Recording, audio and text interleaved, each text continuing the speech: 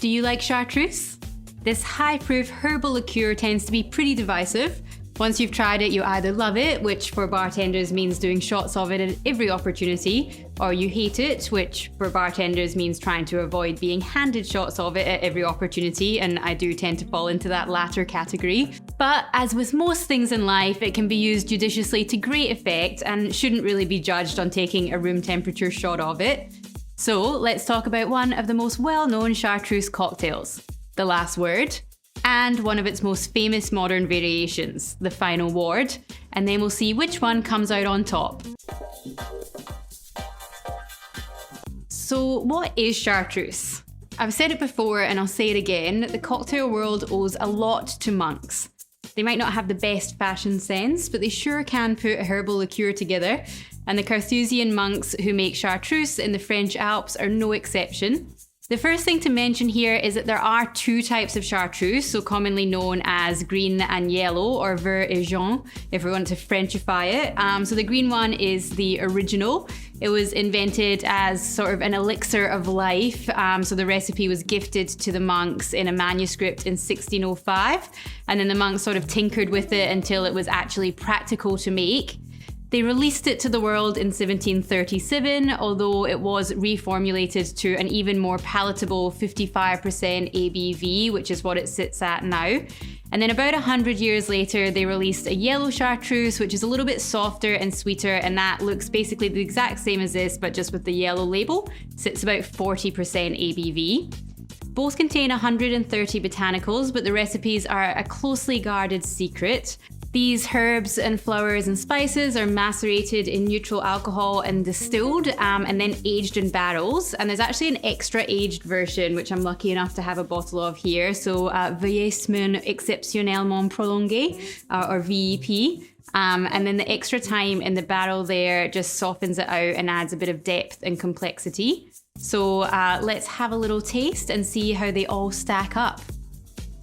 So I couldn't actually find a bottle of yellow chartreuse for filming today. It didn't come in my spirits order this week and none of the bottle shops had it. But one of the perks of living with a bartender is my partner was actually like, I've got a really fancy yellow chartreuse from years ago.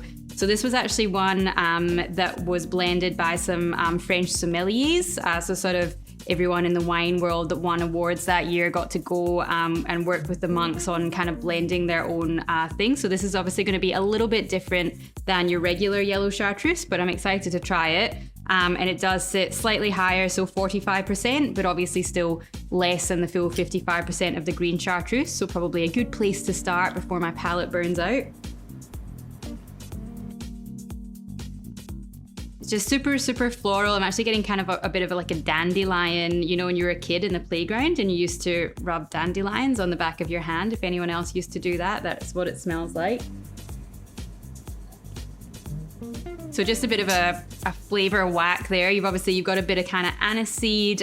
It's not as sort of woody and spicy as more Amaros and vermouths are. Obviously you do still have that richness that comes from it being a liqueur and having a fair amount of sugar in there.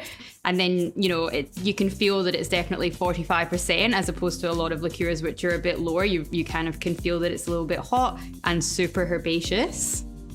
Then we'll try the classic green. It's almost like quite spicy with all the kind of alcohol and all of the like woody spices going on there, and definitely almost get a bit like a mentholy kind of minty thing. But there's quite a strong eucalyptus note that you can get in a lot of Australian products that I'm almost tasting here, which I know obviously they don't have that in the French Alps, but there's definitely something that's got that real kind of fresh character to it, which is coming through as well. I'm pretty excited to try this. It's been years since I have. So yes, 54%. Ooh, and it smells like you can smell the oak straight off. It almost, you know, you've got that kind of whiskey-ish of kind of some actual kind of sawdusty sort of notes there. You can definitely, compared to how sort of spicy and got that bit of alcohol hot, this one is, you know, sitting at roughly the same percentage. That one's so much more mellow. Still has a lot of those kind of greener, fresher flavors, but just underpinned by a bit more of a kind of woody backbone. Super, super delicious. That one I could actually just sip on, I think, on ice. The other two, you know, as delicious as they are, I'm probably pretty glad that I'm going to be mixing them in a cocktail. All right, so now that we've cleared up what exactly it is and what it tastes like, let's get to making some drinks. Hello and welcome to Behind the Desk. I've just stepped out from behind the bar for a minute to have a little chat about our sponsor for this video, Skillshare. They've been kind enough to sponsor us today, so thank you to them for that. Now, last time I was doing a bit of a time management course by Ben Rowland, and it did genuinely help me sort of bash through things a little bit more quickly. So now with all this spare time I have on my hands, I am looking at maybe doing a creative writing course. So again, starting at the beginning, 5 techniques to generate creative writing ideas by Alison Stein, and hopefully that'll help get my creative juices flowing. So if that sounds like something that you kind of want to do as well, you may be thinking of doing a little bit of kind of self-work into 2022, then you should definitely click on the link below or just go to Skillshare and use the code Behind the Bar. And the first 1,000 people that do that will get 1 month's free trial, and you can see if it helps you become the best version of you. This drink is one of the ones which really made me understand how flavors can interplay to become so much more than the sum of their parts, because being perfectly honest, it always looks like a bit of a Frankenstein drink to me on paper. It was invented around 1915 at the Detroit Athletic Club, so it was actually before Prohibition, and it was included in the book Bottoms Up by Ted Saucier. I do love his surname and the name of that book, but then it did fade into obscurity. Luckily for it though, Murray Stenson stumbled upon it and championed it at the iconic Zigzag Cafe in Seattle at just the right time for it to sort of ride that classic cocktail revival wave and be carried all over the world. I'm kicking myself now because I was lucky enough to sit at Murray's bar many moons ago, but at the time I had no idea of his role in the resurrection of the last word and just had a Manhattan or something, although that was also excellent. Anyway, one of the reasons that this looks a little bit odd on paper is because the sweet elements outweigh the sour, so you've got your 2 liqueurs in there. And for most classic sours, a good rule of thumb is half sweet to sour or equal parts. But the complexity and the savoury edge of the chartreuse, plus the fact that the maraschino is slightly drying and almost has a little bit of a bitter character to it, and then together with obviously the dry gin and the citrus, it all just works in perfect harmony. The original is said to have been made with a proprietary bathtub gin, so I reckon that gives you free rein to experiment. I just like to keep it with a really classic London Dry style, but it also works well with a rounder Old Tom. Either way, I'd kind of stick with something fairly clean and classic in terms of botanicals, because you've already got so many, 130 in fact, in the chartreuse that you don't want them to end up fighting. So I'm just going with Beefeater, which is one of my favourite, just absolutely down the line London Dries. Gonna get started with the star of the show here really, the chartreuse. 20 mils of that, then 20 mils of just a good London Dry gin, 20 mils of maraschino liqueur, and 20 mils of freshly squeezed lime juice. And we're just gonna fill our shaker tins up with ice and shake as hard as we can.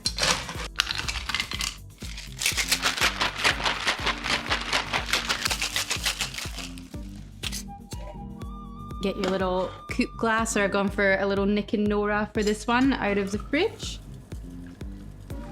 I like the colour of this one, that real kind of cute pastel green. And then we're just going to pop a little cherry in there as a nod to the maraschino liqueur. And there we have a last word. So now you know. It's really good, like it just obviously with the lime in there really kind of brightening everything up, and that little bit of sweetness from the maraschino and everything. You still get a lot of that fresh herbaceousness, but the kind of hotter spice that I didn't enjoy as much tasting it neat is just taken out. So it's just quite zippy and fresh, but just really interesting. Yeah, I think there's a reason why this one's still around for sure.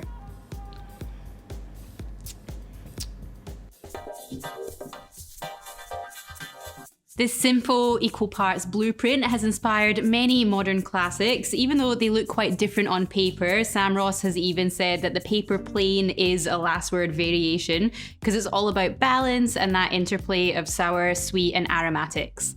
It's much easier to see the DNA in this next drink though, with even the name clearly paying homage to the classic. Created by New York bartender Phil Ward, see what he did there, Final Ward, using what he calls his Mr. Potato Head theory of drinks, that every good drink is a template for other good drinks. You just have to break them down into their constituent parts and then sort of, take them apart and put them back together again like you do with the potato head. So with this one, he substituted rye whiskey for gin and then lemon in for the lime and created an instant banger. I can't remember who taught me how to make this drink originally or whether I just sort of decided this myself, but I actually realized when researching this that I've always made it wrong, because I used to remember it by thinking that the last word was green, the last word was green, so green chartreuse and lime, and then the final word was yellow, so yellow chartreuse and lemon. But Ward's drink actually does use green chartreuse. I'm going to back myself here though and say that the softer, sweeter notes of the yellow chartreuse actually work quite nicely with sort of the roundness and the spice of the rye whiskey and the more gentle citrus of the lemon. And I've got access to this fancy yellow chartreuse, so that's what I'm going to use here. But of course you can absolutely stick with the original. It really does need to be rye whiskey because that rye spice replaces the woody spice and juniper backbone of the gin. I do think most Scotch or bourbon would be a little bit too sweet, but definitely happy to be proved wrong if anyone has any suggestions for a good variation. I'm just going with Woodford rye because it has that really quite kind of green and herbal edge to it, so it works really nicely. All right, let's get started with this one. So we're going to go 20 mils of rye. I think Woodford's definitely just a good solid sort of cocktail making rye to have on your back bar if you can. And then 20 mils of yellow chartreuse. So this is obviously, as I said, the kind of fancier one blended by sommeliers. So we'll see if it adds that je ne sais quoi. 20 mils of maraschino. And then 20 mils of freshly squeezed lemon juice. You just fill it with ice, pop your tins together, and shake as hard as you can.